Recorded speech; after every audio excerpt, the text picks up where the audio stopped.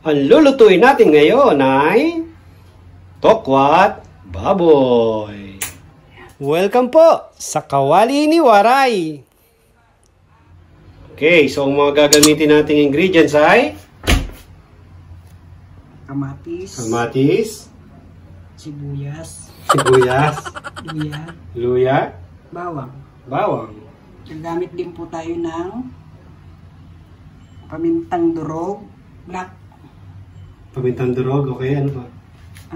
salt, Asin, para to taste, konting toyo, mantika, at ang magpapatingkad sa lasa ng ano natin ay ang black beans. Sikreto yan. Yan yung ano, Tausi. yung main ingredients ng tokwat baboy. At Black ang bean, syempre yung baboy, at tokwa, na hiniwa na po ng parang hiwa din po ng baboy. Minudo cut. Naka-dice na siya. Okay. Tsaka naka-prito na to ha. Naprito na to Prito kanina. na ahead. Okay. Una po natin gagawin, maglalagay po tayo ng mantika. So magigisa. Mag-isa po tayo ng mantika.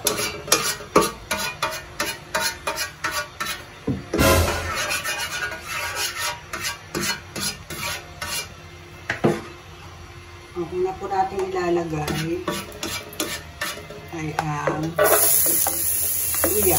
Luya.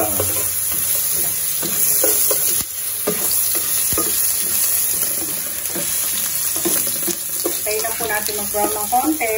Tapos lalagay na po natin ang bawang. Haluin po. Para huwag masunog. Yan. Tapos sibuyas.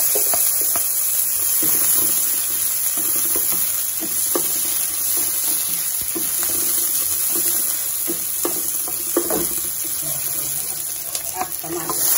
Ayan. Yung mga gulay sa bahay kubo, no? Luya, kamatis. Tingnan po natin siya na maluto ng konti na natin. Lalagay na po natin yung bawang. Ayan. So, gigisa lang natin sila. Hanggang maluto yung kamatis, saka natin lalagay yung white.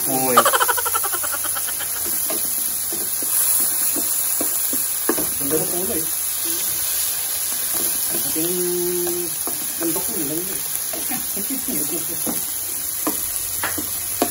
Yung violet. Hindi na po natin yung baboy.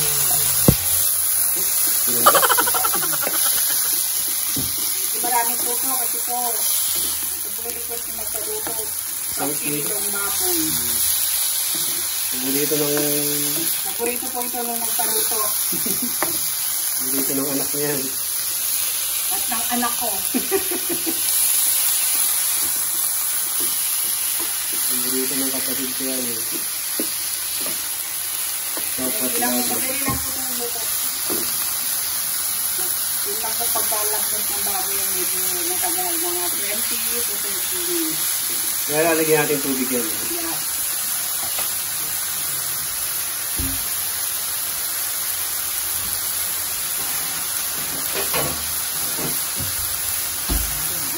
Ang kutsado na. Ang kutsado na po. Antay na po ang pagkakasangkot siya yan. Sarap. Ngayon po natin siya ng tubig. Para lumambot na po siya. Yun. Mamaya na natin lagay itong mga ito. Pagka medyo malambot na siya. Papalambot muna tayong tubig. Kapalak tubig. Ay! Baboy! Malambot pala ng baboy. Kailangan ko ng tubig eh. Takpan po natin ulit. Tindahin natin po siyang maluto.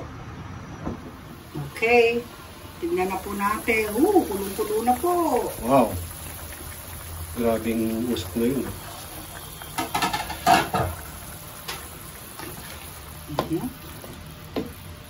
Ilagay na po natin itong black beans. Yun. Saka po yung toyo.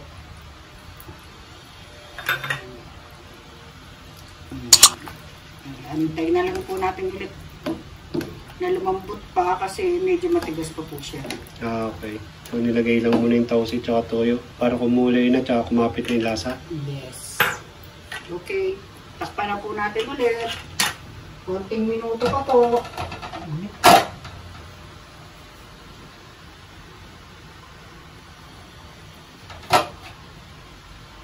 Takpan po natin ulit. Okay, ginamit ko na ang kawali mo. Yung ingredients niya, wow, sarap. Tokwa baboy. Grabe. Ganda ng kawali na ito. Ilang taon na ito? Kain mo lang ginamit? After 3 years. Wow! Nagamit din. Ayos talaga. Okay. Bigyan po natin siya ng paminta. Yun. Kulong-kulong, malambot na ito.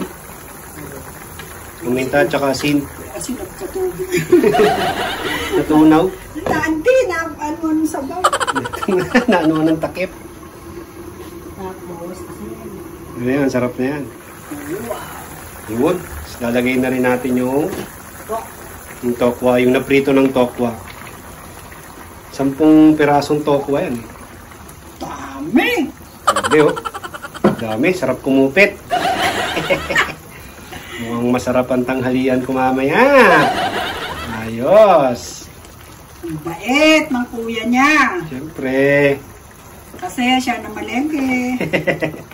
Bayad yun sa ano, pamalengke. Sarap niyan. Gugutom na ako.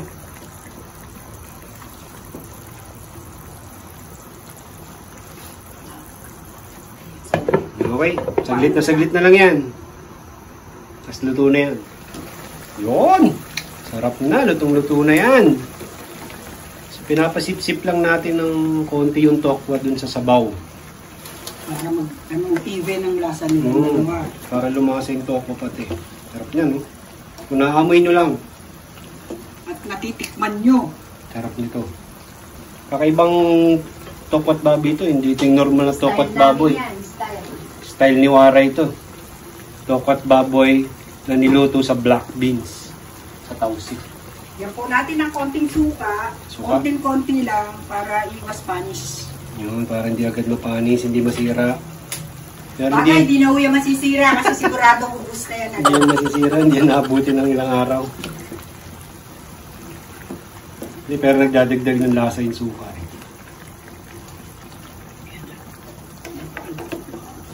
Okay na yan, luto na yan. Ayos, okay na yan, tapos na. Tapos na po! Tapos na. Kawali ni Waray, signing off!